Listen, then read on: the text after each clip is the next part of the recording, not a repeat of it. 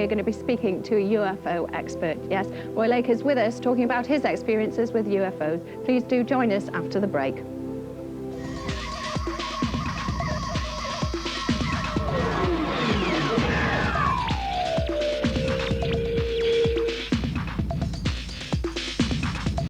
For the loo and stopped off on the side of the road to relieve yourself? Well, most of us have. But I bet while answering the call of nature, you'd never expect to spot a UFO. Well, a study group who did exactly that managed to capture the object on film. And tonight we have a world exclusive of these very photos. To tell us more about them is Roy Lake, actually chairman of London UFO Studies. Welcome. Thanks very much indeed for coming in. That's fine. Tell us more about this photograph. Well, this was taken at Brighton Sea Road, on the way to Clacton. My director of investigations, Roy Howe, and a colleague of his who actually took the photograph was Darren Horgan. They were on the way to Clacton and they decided to go through to Brighton Sea. This particular point where there's been a lot of UFO activity. And of course, Roy actually got out the car, the core of nature, and he spotted this object going across the sky. And he shouted to Darren to get the camera out quickly and take a photograph of it, and this is what he actually took. So what exactly is the shape of it? Is it a usual shape or is it something quite different? It's different in a sense because you've got a kind of a dome underneath, and normally the photographs that have been taken around the country is just a dome on the top. But this particular one here, which is on show here now, it's got a distinct dome underneath as well. So what does this mean? Well, it's not a natural phenomenon. We can rule that out for a start. There was no noise when this object came across. There was no spurting noise. It was not a fireball. There was no vapor trail whatsoever. The object just moved straight across the sky at fantastic speed.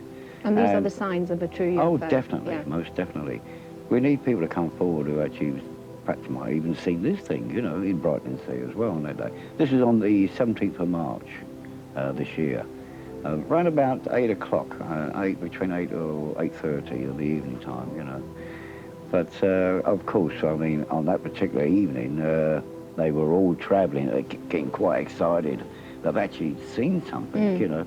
But they never thought they would actually manage to capture something on camera. Did anyone else actually spot this, apart from the people, the study group? Nobody. Well, this is the first time this has actually been shown on television. This particular object itself. No one else has actually seen it. You are the actual first to actually see this. An exclusive here on live TV. Definitely. Now, you've also got other evidence of other UFO objects yes, around. A quite interesting one. Darren Horgan again, lucky devil.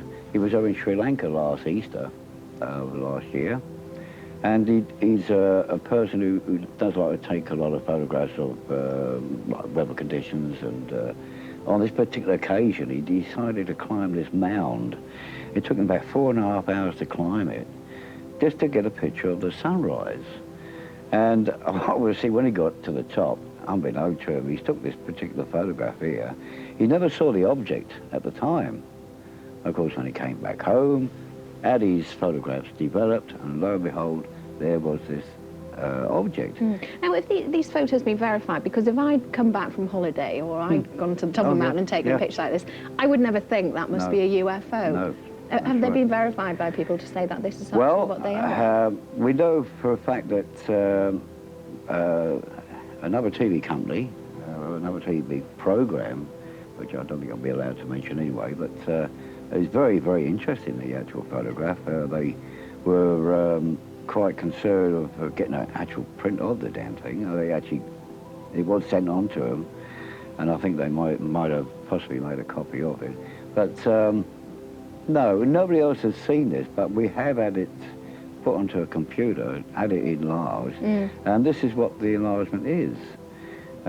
This is quite a definite shape to this. Realise also that we did find out at the time, about a week later, that there was a lot of problems out in Sri Lanka. Concorde doesn't fly over there, on that particular area, and also that no stealth bomber. So obviously, what is it? Yeah.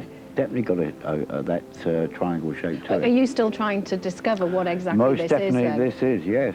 But this thing has been seen in London. Oh, really? Recently. Exactly the same form? Oh, now, definitely. Why, though? You were saying on both occasions it was actually spotted by the same person and the right. photos taken. Does it mean that only certain people can spot UFOs? Oh, no, no, no. Any person, any walks of life, anybody, if they've got a camera on them and they see these things, go ahead, take the photograph. And what happens exactly if they do spot one? What should they do? Well, they should obviously get in touch with their nearest UFO organisation. They can do so probably going through a library or even a telephone book. Some groups like ourselves are extraterrestrial anyway. We have our own hotline number, which you'd probably be able to get from. Well, if anyone anyway. has in fact seen any UFOs or think they have, then Please do do. give us a call, because we'll be very, very interested to hear. And in fact, we've got someone on the line right now who wants to speak to you. I believe it's Mark. Mark, are you there? Hello? Hello, Mark. Have you actually seen a UFO? Well, I don't know exactly what it was. Explain what's happened then. Well, it was 27th of March. It was about 8:30 to 9 in the evening, and it was in Catford. I was with me cousins, and we went out the garden. Like, it was a clear night, and we sort of like just looking at the night sky. And I was looking at the constellation of Ursa Major, and it just appeared. What appeared exactly? It's like a white circle in the sky out of nowhere. So it was a circle? Yeah. Yeah. Roy, what do you make of this? Well, did it actually move, Mark? Well, what happened was, it sort of like, it just appeared, and a couple of seconds later, it did start to move. And for after about 10 seconds, it just disappeared altogether. Yeah. Was this like just a pinhead in the sky? Did you notice? It was difficult to say, really, 'cause it was really bright. It was bright, yeah, bright. Well, did it move in a straight line when it disappeared? Yeah. It did. Did it kind of sway backwards and forwards as it moving away? Not that I noticed, Not you know. Well, it could have been a satellite, you could have seen, a reflection from the sun itself. We know this of a night time, but you still get the reflection, obviously. Yeah. It could have been that. It could be. There was no. Obviously, it was a rather high up in the sky. You couldn't hear no noise whatsoever. No, nothing was flashing either. No. Well, that could have been anything. It could have been. Could it have been a UFO then? Oh yes, it could have been a UFO.